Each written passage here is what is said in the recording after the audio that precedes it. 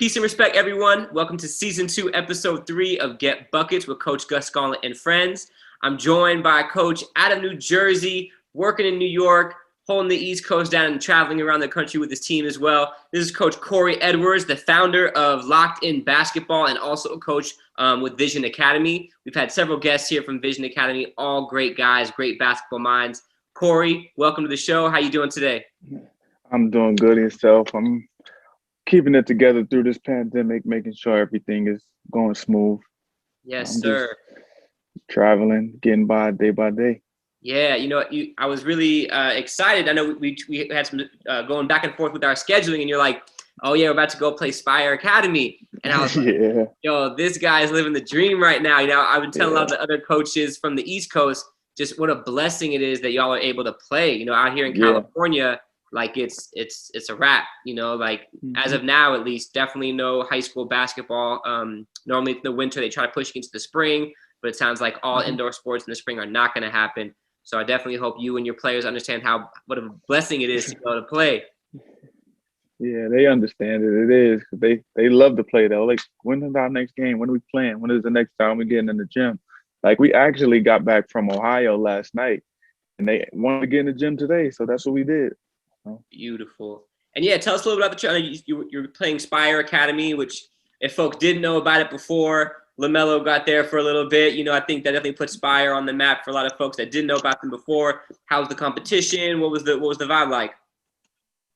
Yeah, we actually Spire, I believe they have 3 different teams. They have a high school team, a post grad, and then I think they have a B team. But we played Spire's post grad this weekend at Elevation Prep's high school showcase. We won that game 94-92.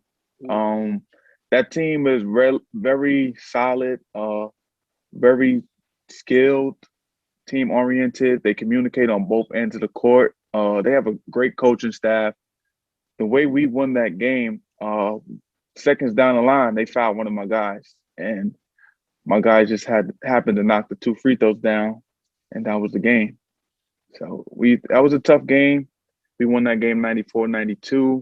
It was a back and forth battle. We were up about 15, but they fought back with about 5 minutes left, and we just happened to hold it together, come together as a team, hold our composure, and just pull through and win that game.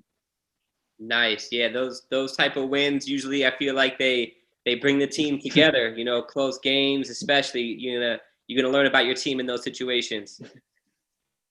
Yeah. Word up. All right. Well, as always, we like to hop right into it. So you're up first, Coach. Just draw up your play. Show us what you got. What kind of play do you need? Do you need a zone, a man, a quick hitter? Because I have a lot up my. But cool. In season 2 or season 1 was mostly just like 10 seconds to go, get that bucket. But season 2, we've been trying to switch it up. So like looking at different defenses. Darcy, if you have something against the zone that you like, I would love to see that. That'd be great. All right. So this is a play I run. It can be ran in a man or zone. I really run it off the tip off. So let me just draw it real quick.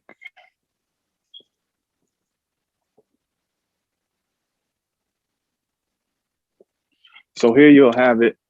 You'll have I have an athletic about a 6'6" athletic guy. He'll take the ball in the middle, and he'll pick either side he wants to go to. So he'll dribble this way for a handoff. He'll loop this way. This guy will come over, hand to here. This guy will back screen his man for a lob coming from here. So this is the play I call up. It can be ran on either side. So it's a handoff, then a pass, then a back screen for a lob from the opposite guy. So the original ball handler, he's looping all the way around to come off that back.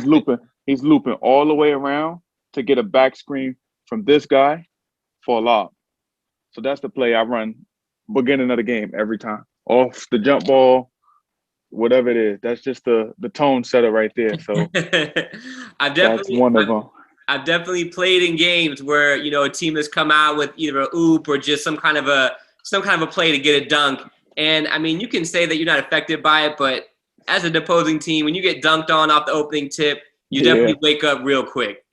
But that play could be run in the zone. I prefer to really run that in the zone because they are stationary, and especially in the 2-3 zone, they're very stationary, and the guys will have to make a decision on who they're going to play. If I have 3 guards up top and then 2 down low, they'll be ball watching, figuring out what's going on, and they wouldn't see that back screen coming and get hit, and the ball's just in the air, and they have to make a decision. Gotcha. So that's the play. That's the play I usually run just to set the tone in the game. I love that. And I mean, your players, what's cool about that is if you do really run it, every single first play of the game, whether it be off the tip or not, your players, they know that it's coming. They know what to do. And so I think it's like a good first play to kind of bring them all together and like working together towards just one play to set the tone. Yeah. Oh, sorry. That's just something I really want to set the tone. Like some teams start off games slow. They'll wait for a 10-point lead to start playing hard. But no, I like to get it going from the tip, and that bring the momentum from the bench and everyone else, and they'll just play off each other. Beautiful. Did you rock that against Spire? Yeah. I ran that twice. The first time we ran it, it was a foul. The dude just actually just stuck his butt out while my guy was in the air, and it was a foul, but we got it. Because I really run the play 2 or 3 times because the defense really doesn't pay attention. So I can run that. Even if I run it one time in the game off the tip, I'll run it again down the stretch because they will just see it coming out of the tip off. So if that guy tips the ball off, he's automatically going through, let alone just coming down in the half court set and setting it up. He'll get the tip and he'll just automatically loop it. Copy. Have any teams stopped it before? And if so, what did they do that made it difficult for you to run that play successfully? I wouldn't really say a team actually really defended that play very well just to stop it. Is at times some guys may not be in the right position, or they'll screen the wrong man, or the passer will throw the ball too hard and they'll just hit the backboard, or he'll overthrow them, or even the alley-oop catcher will jump too late. But it was a few teams that knew the play. They'll call it out when they seen it, but then we'll run it again and then we'll get it. So there's a few teams that actually just pointed out, just called watch the lob, but actually don't really see the steps. Copy. Very cool. Awesome. Well, thank you for sharing that, Coach. And I like plays that are, you can run against a man or a zone. Definitely helpful to have that fluidity. Cool. All right. Well, I'm going to draw up something for you. I've been trying to really challenge myself recently to create more out of bounds plays. In terms of like an offense, I'm looking forward to running more of like a read and react, where there's not so much set plays, more just players learning and making the right reads. So because of that, I really want to strengthen my ability to create more sets from the side out of bounds after timeouts, or even underneath the bucket after timeouts. So this play, I'm gonna have my 1 down here taking it out. I'm gonna have my 4 here on the wing. 5's gonna be low. And then my 3 and my 2 here at the elbow. So that's the setup. So on the first inbound, the 1 is going to be inbounding it to the 5 in the corner. And then on that inbound, the 3 and the 2 are going to kind of crisscross to create space. So the 2 is now going to go to the top, 3 to the wing. So at this point, 3, 2 are out of there. After that, 1 passes to the 5. 5 now has the ball. The 1's going to run to the back screen. Talking about lobs. Going to run to this back screen for the 4. 5 is going to make this pass up to the 3. And ideally, in a perfect world, defense doesn't see it, and 1 sets a great screen on the 4. What we're having here is just the pretty standard 1 setting that back screen for the 4, and the 3 with the ball, and 4 catching that lob. That's number 1. So perfect world, hit him. That's great. If maybe they call it out, or maybe I'd say probably the most effective way to stop that first look is a switch. So if 1's defender calls out that screen and calls a switch, so 1's defender is trailing. So let's say they switch to stay in front of the 4 and block the oop. I'm going to have the 4 continue on. So the 4 is going to carry on out here just to create space. and that one's defender is going to be staying with them, 1X. And then if that switch happens, that means that the one there, if the 4 is switching with the 1's defender, that means the 4-man is going to be on the high side of the 1. So the challenge here for my 1 is to read that switch. And the second they see that switch, 4X, the defender of 4 is there, that 1 is going to seal. And because the 4 has cleared out the lane, continued that cut, the 1 now is going to seal and do the same exact cut to the hoop. So it's kind of like a back-to-back, looking for that lob. And I think that if they switch, I'm almost positive that the 1 is going to have that space to seal and go to the hoop. And for the 3, they're just looking to make the best pass available, whether it's the 4 off that initial or the 1 off the second. And so if worst case scenario, if both those didn't work, then we're just going to get back into our set and run our read and react. But that's the look to get 2 hopefully good looks with the lob. In your experience, like with out of bounds plays and after timeouts, like at the high school or the prep level, like have you come across some teams or even in your own system that, especially like towards the end of the game, their after timeout plays or their under the hoop out of bounds plays have been like really, really tight and really effective? Or how does that look like in your program? It's really with my guys. It's really tight. We run 2 under the basket out of bounds plays, but this weekend we actually won a game at the buzzer. It was a side out of bounds. I just basically did a 4 cross, and I just made guys space the floor. Let me draw it up for you. Yeah. I think that'd be better instead of just talking. So the ball, I had my 4 take it out here. I had the 1, 2, 3, and the 5 here. I had my 2 guard in the middle. I'm sorry, I write so small. No, it's all good. Let me fix that. So the inbounder, my 2 guy, he popped. The 1 came this way. The 3 and the 5 went that way. So now you have the 2 here with the ball, the 4 here, the 2 here, and your 3 and your 5 here. It was 3 seconds left. He actually spaced the floor. That's the 1 in the bottom left corner, not the 2, right? That's the 1 up the Yeah, the 1. Okay. My apologies. Yes. So the 2 is here. All he did was 1 jab this way and went this way and scored a layup. So that was just one basic play that we had, and we would have won overtime, but we really didn't need overtime because I had 3 guys with 4 fouls at the time. So that one, and then we have another under the basket play. Let me draw it first. We have the 5 taking it out. We got the 1, the 3, the 2, and the 5. So I call this play Howard. It's a stack under the basket. Your 3 guy, which will be my shooter, he will loop all the way to this corner. My 2 will drop to this corner. My 1 will be the relief guy, and I'll have the 5 guy last dropping down.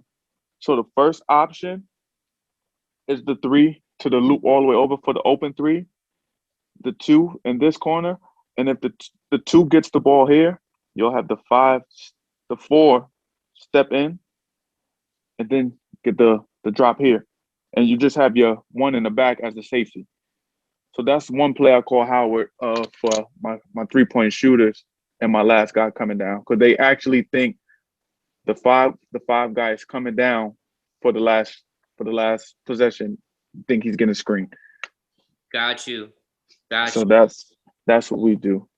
I love it. And that stack, that second play you showed, like with the stack right there. I mean, that's since I was in high school, I've seen that formation, but there's always, of course, different action out of that stack.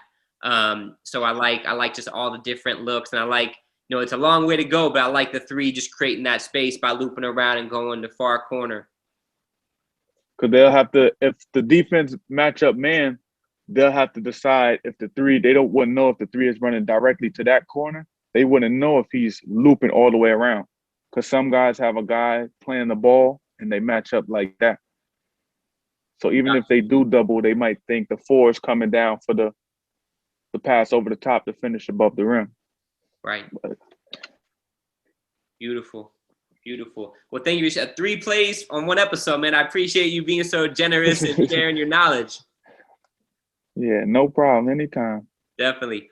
So to wrap up, I always like to ask every guest, just one question about coaching. But for you, I'm actually interested because we spoke a little bit before the episode about Locked In.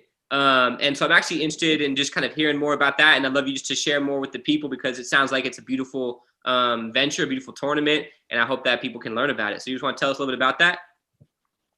Yeah, Locked In basketball. The reason why it's called Locked In because we were locked in during the pandemic, and it was actually basketball through a pandemic.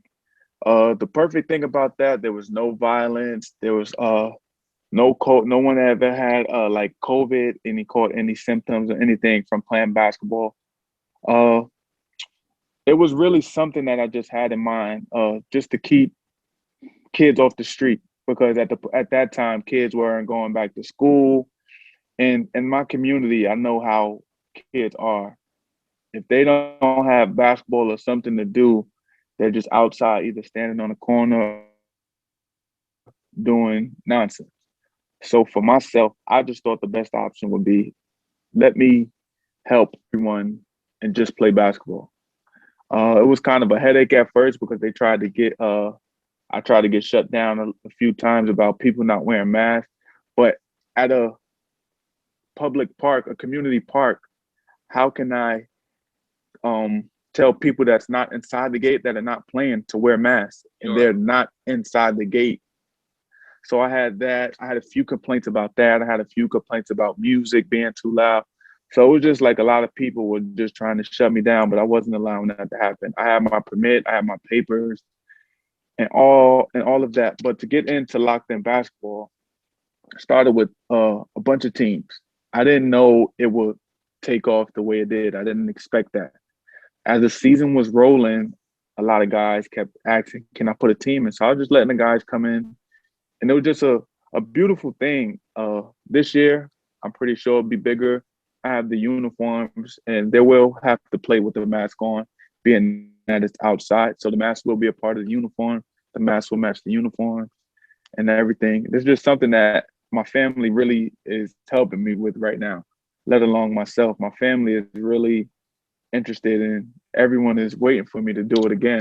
They wish I could have. They wanted me to do a winter league, but with COVID, I couldn't get an indoor gym. Right. So I just told them to be patient. It's gonna come around. Beautiful. Well, I hope, everyone watching, I'm definitely going to put the links to your social at the bottom of this episode. And, please, I hope, reach out, stay along with Coach Kory. And, just get involved if you can. And, Kory, I want to say thanks again for all your work as a coach and just your love of the game. Thank you so much. I really appreciate you.